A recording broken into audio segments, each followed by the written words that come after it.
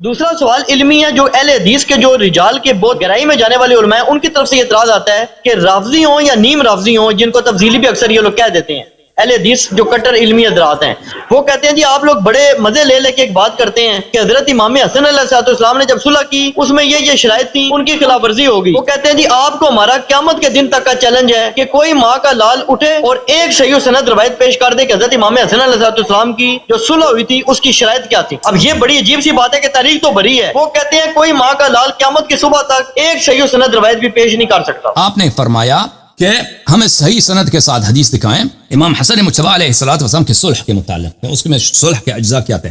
میرے عزیز، میرے بھائی، آپ کو پتہ ہونا چاہیے کہ بعض چیزیں حدیث ہیں کی ہیں، بعض چیزیں تاریخ کی ہیں، ٹھیک ہے نا۔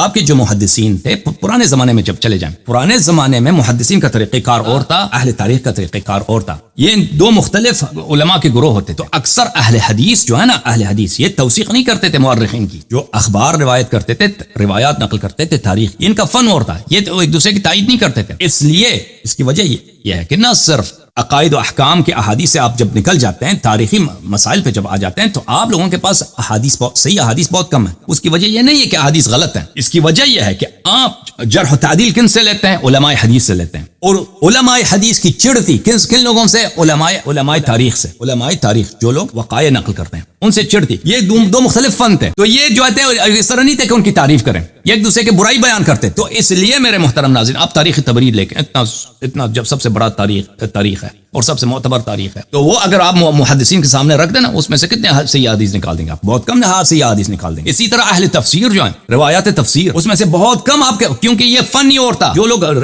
تفسیر میں روایت نقل کرتے تھے تو اہل حدیث اس کی وہ تصحیح نہیں کرتے تھے، وہ صرف ان کا اپنے جو ان کے طریقہ کار تھا کہ عقائد احکام میں جو روایات ہیں اس کی تصحیح کرو، باقی کو چھوڑ دو، اور جو لوگ باقی امور میں لگتے تھے تو اس کی وہ تعریف نہیں کرتے تھے۔ میں آپ کو دکھاتا ہوں، یہ مجموعۃ الفتاوی ہے ابن تیمیہ صاحب، جلد نمبر 13، اور یہاں پر ملاحظہ فرمائیے صفحہ نمبر 186 میں یہ روایت کرتے ہیں احمد سے، احمد ابن حنبل، قال احمد ثلاثه امور ليس لها اسناد التفسير والملاحم والمغازی۔ تین چیزیں ہیں کہ ان کے پاس، ہمارے پاس صحیح حدیث نہیں ہے، حدیث نہیں ہے ہمارے پاس۔ ایک کیا ہے؟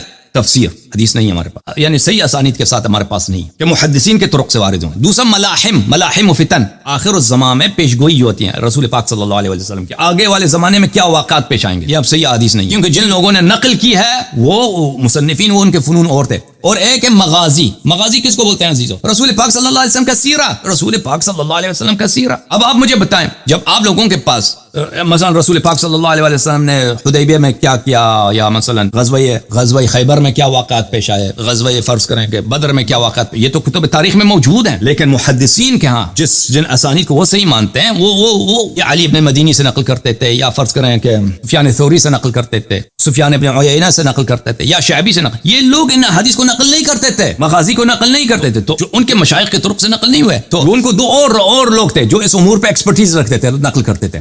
دوسری صدی میں، تیسری صدی میں یہ موارد محدثین کے آئینے سے جب دیکھیں گے تو اس میں حدیث بہت کم ہے۔ خود احمد بن حنبل نے کہا مغازی میں ہمارے پاس حدیث آئی نہیں، مغازی یعنی سیرہ نبی صلی اللہ علیہ وسلم۔ ابھی آپ کے پاس جو خطبہ حجۃ الوداع ہے، ٹھیک ہے نا، سب سے آخری خطبہ، سب سے اہم خطبہ آپ لوگ کہتے ہو، اس کی سند کہاں نہیں ہے؟ کہیں بھی نہیں۔ آپ کہتے ہیں صلح امام حسن علیہ السلام، اس صحیح سند کے ساتھ ہمارے پاس نقل کرو۔ آپ کے کتب میں، آپ کے کتب سے ہم نقل کریں تو آپ یہ تاریخ کے زمرے میں آتے ہیں، تاریخ میں آپ کے روایات، صحیح روایات بہت کم ہیں۔ اس کا مطلب یہ نہیں ہے کہ یہ واقعات غلط ہیں، یہ صحیح، حقیقت میں یہ صحیح نہیں۔ ایسے رجال کے ساتھ نقل کریں جو بخاری مسلم کے شیوخ میں سے ہوں، احمد ابن حنبل کے شیوخ میں سے ہوں، ترمذی نسائی کے شیوخ میں سے، وہ شیوخ ان واقعات کو نقل نہیں کرتے تھے، ان چیزوں کو وہ ان کا کام ہی نہیں تھا، وہ دوسرے فنون میں لگتے تھے۔ تو اس لیے یہ ایک ایسا ڈیمانڈ ہے جو یہ حقیقت کو پیچھے رکھ کے کرنے والی بات ہے۔ تاریخ، مغازی، سیرہ، اس کا فن اور ہے۔ اس میں اگر آپ کہہ دیں نا کہ ہم محدثین کی روح سے ان کتابوں کی تصحیح کریں گے تو ٹھیک ہے، آپ تصحیح کر لیں، لیکن اس میں بہت کم، اسی طرح تفسیر، اس میں سے بہت کم روایات بچ جائیں گی، وہ بالکل سیرہ آپ مجھول ہو جائے گا، سیرہ مجھول ہو جائے گا، ٹھیک ہے نا،